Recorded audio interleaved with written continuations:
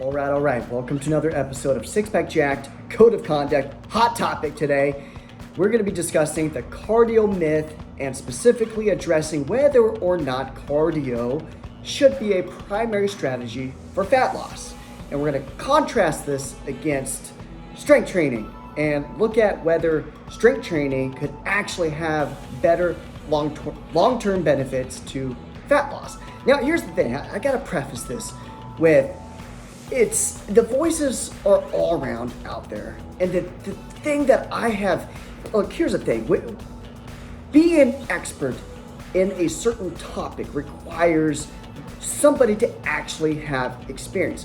There's textbook solutions and then there's in-the-field solutions. In-the-field solutions is always going to be textbook solutions 100% of the time because there's actual real feedback that shows you the truth. This is why people with nutrition degrees or freaking certificates, personal trainers at gyms, so-called expertise, still have it backwards. I've seen this countless times. As soon as someone says, I want to lose weight, man, they will flock to you like, this is going to be a horrible analogy, like ants on a candy bar. Ants, there's no flock of ants. That's not the way we say it, but you got the imagery.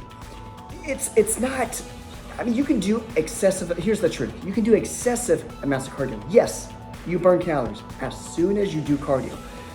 But look at the big picture here. If your goal is to lose weight, there's a couple things that you also have to make choices on. Are you only interested in losing weight or do you also want to look good? Because if you want to look good, then there's certain, I mean, look, if you don't care about looking good, I'll start with that. And then sure, go on this journey where you just do a bunch of cardio, and even then you still might not lose weight because there's so many different factors you have to put in place. I know this sounds crazy and I'm letting it sound confusing to show you how confusing it can be for people. But now I'm going to distill it down to the truth and then a practical application, a solution, simple solution that you can walk away with. The truth is, if you're not taking care of strength training, your metabolism drops down because your body is not operating functionally. In fact, if you're not actually needing muscle, well, your body starts to shut down and it goes into survival mode because it thinks you're trying to hibernate. It thinks you're a freaking bear who's sleeping through the winter. And it often becomes the case too when we're not working out. We just like gradually start to get more and more static, and then we walk less, we get depressed, we're not moving anymore. Your body's like, dude, you're gonna die. So now we're gonna shut everything down and preserve whatever body fat we can so you can survive.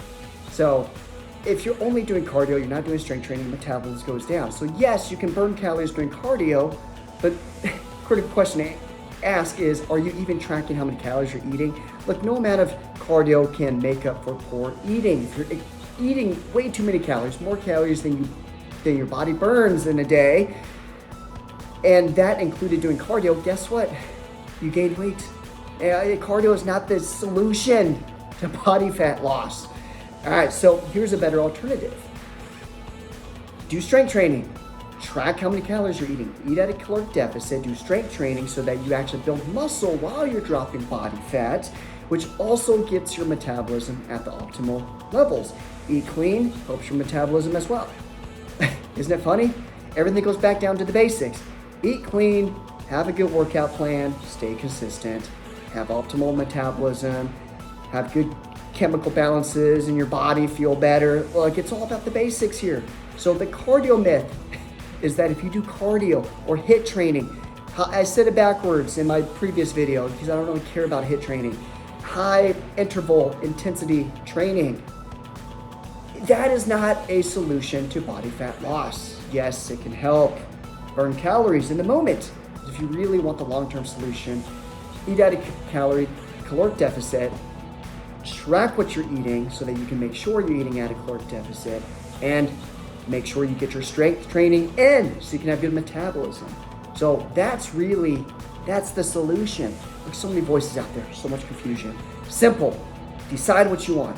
Do you want to look good or do you just care about dropping body fat? Which, if that's all you care about, you're still gonna have health problems. You can have health problems being overweight, and you can have health problems not having an optimal amount of muscle and fat in your body and a good metabolism, because that's gonna mess with your hormones. So just do everything right from the beginning. If you really want to look good and be healthy, you got to care about how much muscle you have, how much body fat you have. So 2 action steps to distill all the noise out there into what actually works in a simple, structured plan. Decide that you want to drop body fat and that you want to look good. Everything starts from that decision, because then you make choices to justify what you actually want. Step 2, whether it's MyFitnessPal or some tracking app, I use MyFitnessPal. I still use it every freaking day. It's too valuable. Otherwise, I wouldn't know how much I'm actually eating. I can ballpark it and do pretty well at that because I got the experience, but I like the discipline. So MyFitnessPal, make sure you're eating at a caloric deficit and get your workouts in. It's that simple. It's that freaking simple. And now there's room for growth there, because you can ask questions like, what would be a very smart workout plan to have? And dude, if you got questions on that, just freaking DM me some fire emojis. That's my field. That is my expertise, and that's my passion and pride. So yes, I'm a geek at that stuff. I know exactly what exercises to get stronger on so that you can maximize your aesthetics. I mean, for guys, come on, how many people can actually walk around with a nice looking shoulder that is very proportional to their arms? I mean, if you look at guys that take steroids, even Arnold Schwarzenegger in his prime, if you look at his shoulders and his arm size, look at the proportion of it. He's got small shoulders in proportion to his arms. I don't think that's aesthetic. I like that. The big shoulders and his arms are smaller than the shoulders look, which is very hard to accomplish if you do not know what you're doing. That's why a lot of people can't achieve that. And they think steroids will be the answer, but steroids only magnify what you're doing in the gym too. Like, yeah, you can suck at working out, and steroids will kind of clean up the mess and expand the muscle size anyway, but it only expands how smart your plan actually is. So if you're not actually having a smart structured plan to increase the size of your shoulders, well, then expanding, whatever, you get the gist of this. I don't want to overkill this. Don't take steroids. Stay natural. And I'm living proof of what's possible if you stay natural. So a little bit longer than I wanted to do on this topic, but so much valuable information here. Look, man or woman, you just got to get started. Make a decision on what you want. Get started today. If you want tomorrow to be different, make today different. All right, 3, 2, 1, take action.